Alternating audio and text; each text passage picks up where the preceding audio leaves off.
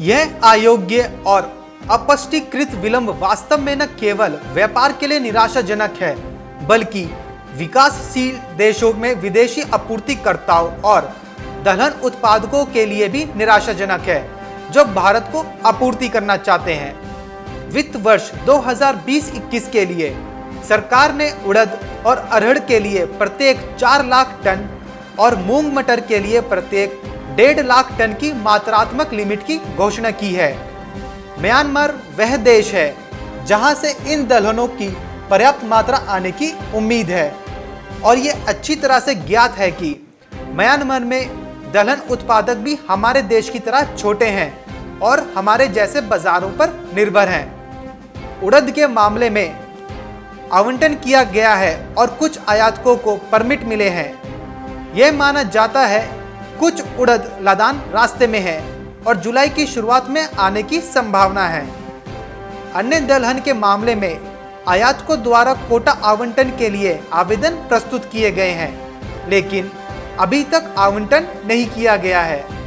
यह स्पष्ट नहीं है कि आवंटन को बनाने और अपेक्षित परमिट जारी करने में सरकार क्यों देरी कर रही है।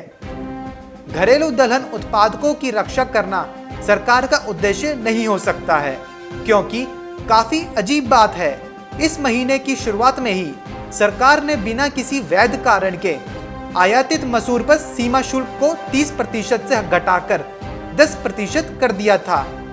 31 अगस्त से पहले आने वाले आयातों के लिए यह कम शुल्क लागू होता है।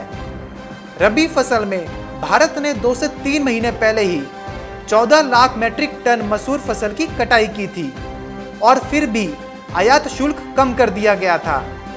सरकार संभवतः मई में आरबीआई के बयान में से गुमराह हुई है, जिसने कुछ कमजोर स्थिति के आधार पर दलहन पर शुल्क की समीक्षा की मांग की, लेकिन इसकी ओर से सरकार को शायद बाजार की स्थितियों के बारे में कोई आइडिया नहीं था। भारत की अपनी खरीफ फसल वाली दालें जैसे अरहर, उड़द और मूंग अक्टूबर-नवंबर तक बाजार में आ जाएंगी।